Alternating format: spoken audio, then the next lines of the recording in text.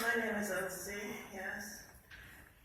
I know we're pressed for time and I'll be brief. In addition to all the wonderful things you have heard about my mother, I would just like to say that I can call her 10 times a day. And each call would seem as though it's the first. We talked, we laughed at many of the same things. She's a great woman. But being the selfless person she is, she has prepared us for this day.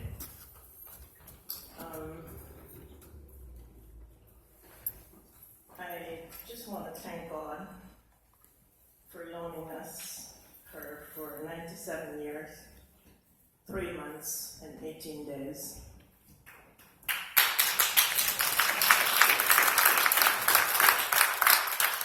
Even though your journey on this earth has come to an end, you will forever remain in our hearts.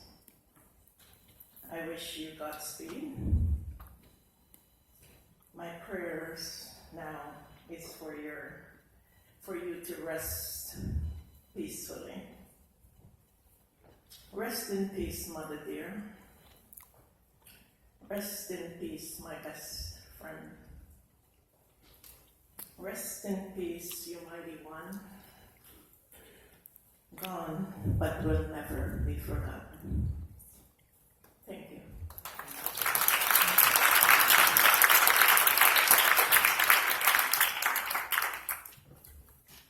All right, thank you. Elsie. Okay, so at this time, before we move to closing out the program, we would like to just have two individuals, and we're trying to keep it within 3 to 5 minutes, and we do have a time constraint to which we have to pay attention. So we just want to have two individuals who would like to come up. If you have something endearing to share with us, reflections, we would love to have you come up. Oh.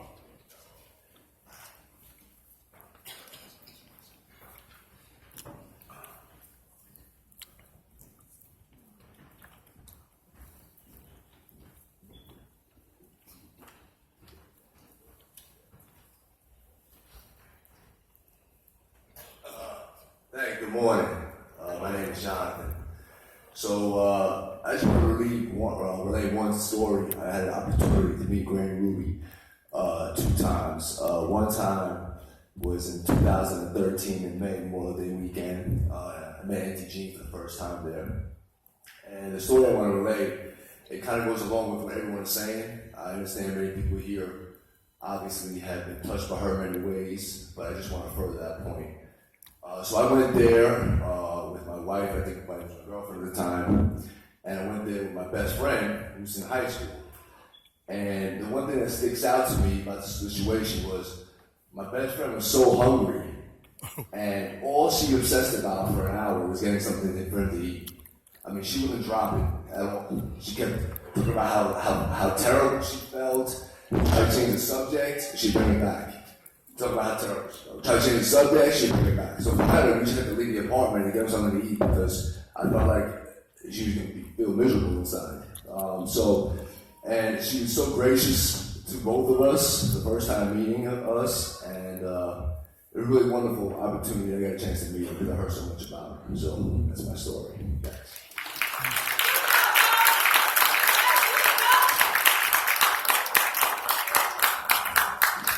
All right, one more brief. Minister Colleen Smith. Minister Colleen Smith. Always styling and profiling on Facebook.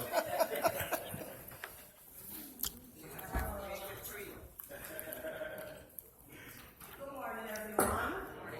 My name is Colleen, and I'm the mother of 5 of her grandkids. As you guys know, I've met her so many years ago. I know I met her was through her granddaughter Juliet. We went to high school together. And I was just about 16 or 17. And I remember I used to go to her house. Juliet would say, let's walk to Lodge. It's a lodge. Never been to Lodge, so we would walk home. She would feed me and I would come back to Central High School. We used to walk back and forth together. Then I came up to the United States and I met Judith and she said, I have an uncle. I said, you got an uncle? So let me meet your uncle. So that was the story, and the 5 kids and then her grandkids. So that's when I got to meet Miss Ruby Warner. And I remember I was going through some time and I used to live right in her house. And that's where I got my first son, Aubrey. And he was so pink that she would call him Pumpkin. She is the one who gave him the name. But she was a sweet woman. She fed us, she took care of us. When I had nowhere to go, she opened the door for me. When my sisters and brother had nowhere to go, she would bring them, I would bring them in, and I said, you gotta get up before we get up in the morning. I would sneak them back out. But even if she got up and she found them, there was not an issue. You know, she really welcomed me with open arms, and I would be forever grateful knowing her. I never went a day hungry. She always said, that boy, eat. Make sure you feed Pumpkin, her grandson. She would call him Pumpkin all the time. So, and I never did any wrong to her. So I think when her son would give me an art, and she would say, why you don't leave that woman child alone? You know, that was the kind of person she is. It was a pleasure knowing her and getting to know her entire family because they really welcomed me with open arms as a sister. So I couldn't stay home and not be here today. So when I told my job, I said, my kid's grandmother died. My manager said, your family, you can go. So here I am to represent on behalf of my children, which some of you don't even know they're all grown up for such a long time. We were trying to get everybody together, but I think this is the time it really should have happened. So, you know, I just pray that you guys continue to unite with each other because life is very short and we don't know what tomorrow brings. We all have plans. Oh, I'm going to do this next year. I'm going to do this next year, but God said we have no plan for tomorrow. Take care of today and tomorrow is going to take care of the rest. So you guys are just asking to just love each other. Unite as one. It's 11 of us, and I know my brothers and sisters, and I know time like this we would all be going crazy. And I'm proud to see that you guys are standing so strong. But learn to love each other. Love is the ultimate thing that will get you through life. You know, you can't hate because hate brings you down. Hate put another level on you. I tell people I don't hate, that's why I look so young. People ask me, how old are you? I walk with my kids. And they're telling me, is that your husband? I said, no, these are my kids. I walk in the store with my son. The lady don't want to talk to me. She said, is that your husband? I said, no, that is my son. That's because you remove hate from your heart and you have to put love. Love has to replace hate. And that's the only way you will live a successful life. God said the ultimate thing, besides everything else, is love. And if you don't have love, we can't see God. We can talk all about, oh, we're going to heaven when we're going to heaven. But God is love. And if you don't have love, you're not going nowhere. You could serve God for many, many, many years.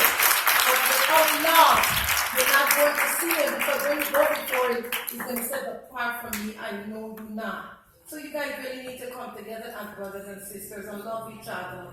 Lean on each other. There's times when you're going to need someone to lean on. Strangers might not be there, but your family is always going to be there. It doesn't matter. I have sisters and brothers that we fight all the time. But trust me, when the time comes to unite, trust me, we would unite. And I know you guys will unite. You have nieces, you have nephews, so many of them, beautiful and handsome nephew and nieces. You guys really need to unite and learn to love each other and appreciate each other and appreciate what life has to offer.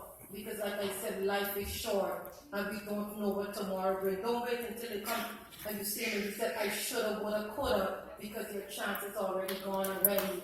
So as I stand here today to represent my side of the family and all the Warner family, I was proud to know her. She took good care of me. You know, I could have asked her for anything. She would talk to me. She'd teach me to make buns, which I didn't know. And you know, the cocoa price, she could have cooked the cocoa price. You couldn't stop her with that. You know, I remember going to meeting the girls, and they all welcomed me with open arms. They never pushed me back. It don't matter what. And even today, they still love me. So, you know, I'm just praying that God give you guys strength as you go through this time, and to encourage your hearts, and just live as one, because God is love.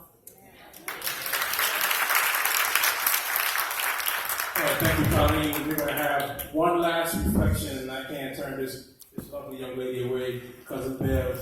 Thank you. Greetings, everyone. Greetings. I'm going to make mine short and sweet, but the family knew me even before I knew myself. And I think the sisters used to try to marry me off to Aubrey, but I shied from that and I married his cousin. I will keep mine down because we can always chat about what she was and what she meant. But Miss Warner was a very sweet woman. And when she saw me, she said, you're in my family now. I always think that you would have been, but I don't know how you would have come in. However, I'm going to say the first part of the praying hands, because I think her hands were so blessed that those hands should be prayed for. The praying hands are much, much more than just the work of art. They are the soul's creation of a deeply thankful heart. They are the priceless masterpiece that love alone could paint. And they reveal a selflessness of an uninherent faith.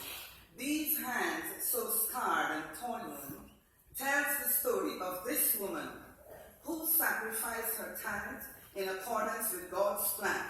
For in God's plans are many things man cannot understand, but we must trust God's judgment and be guided by his hands. Thank you.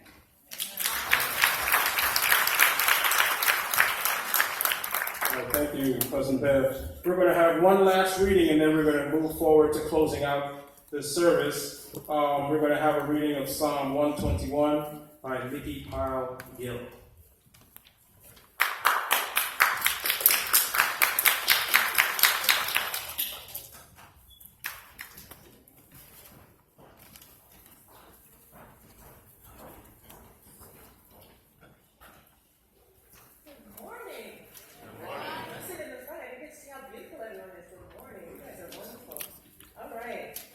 I'm going to read the Psalm 121 and try to stay upbeat, happy, and blessed because that's the energy that I always receive from my grandmother as well as her strength. I lift up my eyes to mountains. Where does my help come from? My help comes from the Lord, the maker of heaven and earth. He will not let your foot slip. He who watches over you